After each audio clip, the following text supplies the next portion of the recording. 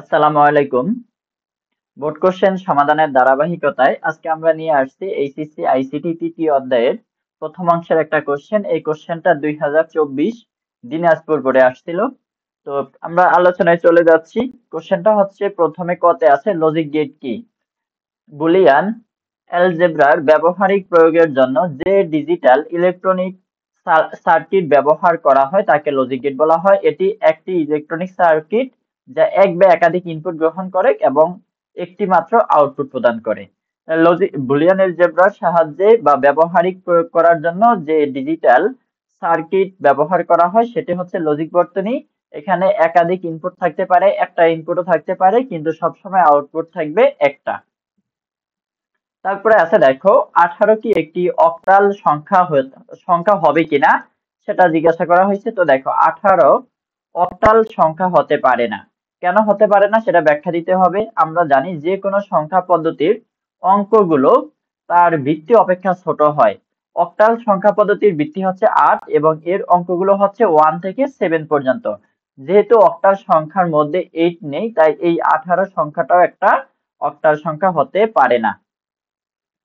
আসি আমরা তৃতীয় কোশ্চেনে। উদ্দীপকের উল্লেখিত সংখ্যাটিকে কম্পিউটারের বোধগম্য সংখ্যায় রূপান্তর করো এবং এত এর সাথে যোগ করো। তাহলে দেখো, শিক্ষক এই সংখ্যাটা কম্পিউটারে দেখাইছে, তার মানে এই সংখ্যাটাকেই কম্পিউটারের বোধগম্য সংখ্যায় রূপান্তর করতে হবে। কম্পিউটারের বোধগম্য সংখ্যা হচ্ছে বাইনারি সংখ্যা পদ্ধতি, সুতরাং এই সংখ্যাটাকে বাইনারিতে রূপান্তর করতে হবে, তারপরে এই সংখ্যাটার সাথে যোগ করতে হবে। তাহলে দেখো, আমরা সমাধানে চলে যাচ্ছি। উদ্দীপকের উল্লেখিত সংখ্যাটি হচ্ছে 755, যেটা দশমিকে আছে। দশমিক থেকে বাইনারিতে যাওয়ার নিয়ম হচ্ছে 2 দিয়ে ভাগ করতে হয় যতক্ষণ পর্যন্ত ভাগফলটা শূন্য না হবে, এবং প্রত্যেক ক্ষেত্রে ভাগশেষটাকে সামনে সংরক্ষণ করতে হয়, অবশেষে নিচ থেকে উপরের দিকে সাজিয়ে লিখলে কিন্তু হবে। তাহলে আমাদের এখানে বাইনারি মানটা পাওয়া গেল, যেটা হচ্ছে কম্পিউটারের বোধগম্য সংখ্যা পদ্ধতি।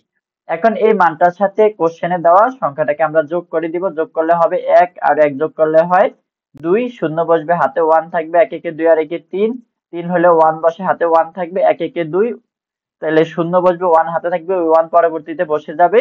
1 একে 2 এর শূন্য, 1 একে 2 এর শূন্য, এভাবে যোগ করতে করতে সর্বশেষে 1 আর শূন্য 1 হবে, আর হাতে কিছু থাকবে না, 1 এর 1 বসে যাবে। তাহলে এটি হচ্ছে আমাদের অ্যান্সার। এখন দেখো, চতুর্থ কোশ্চেন বা শেষ কোশ্চেন হচ্ছে, উদ্দীপকে বর্ণিত সংখ্যা পদ্ধতিটি কম্পিউটার ডিজাইনে ব্যবহারের কারণ বিশ্লেষণ করো। তাহলে উদ্দীপকে বর্ণিত সংখ্যা পদ্ধতি কি? দেখো, সংখ্যাটিকে কম্পিউটারের বোধগম্য ভাষায় রূপান্তর করলেন। তিনি আরো বললেন, 0 এবং 1 সংখ্যা পদ্ধতি দ্বারা কম্পিউটার ডিজাইন নিয়ন্ত্রিত ও পরিচালিত হয়। তাহলে 0 এবং 1 সংখ্যা পদ্ধতি হচ্ছে কোন সংখ্যা পদ্ধতি? বাইনারি সংখ্যা পদ্ধতি। তাহলে এখানে বাইনারি সংখ্যা পদ্ধতি কথা আলোচনা করা হয়েছে বা বলা হয়েছে। তো দেখো, উদ্দীপকের সংখ্যা পদ্ধতিটি হচ্ছে বাইনারি সংখ্যা পদ্ধতি। সকল ইলেকট্রনিক্স ডিভাইস শুধুমাত্র দুইটি অবস্থা অর্থাৎ বিদ্যুতের উপস্থিতি এবং অনুপস্থিতি বুঝতে পারে। বিদ্যুতের উপস্থিতিকে অন অথবা হাই অথবা ট্রু কিংবা ইয়েস বলা হয়, যা এই বাইনারি সংখ্যা পদ্ধতির যে 0 এবং 1 আছে এর ভিতরে 1 দ্বারা সংজ্ঞায়িত করা হয় বা নির্দেশ করা হয়। এবং অপরদিকে বিদ্যুতের অনুপস্থিতিকে অফ অথবা লো অথবা ফলস কিংবা নো বলা হয়, যেটাকে এই বাইনারি সংখ্যা পদ্ধতির 0 দ্বারা নির্দেশ করা হয়।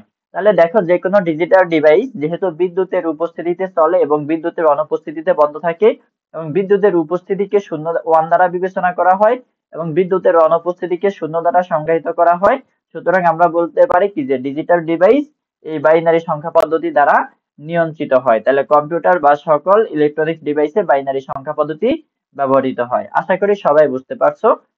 তারপরে যদি কারো কোনো কোশ্চেন থাকে অবশ্যই কমেন্ট বক্সে জানাবে, আর ভিডিওটা কেমন লাগলো সেটাও কমেন্ট বক্সে জানাবে। ধন্যবাদ সকলকে আমাদের সাথে থাকার জন্য।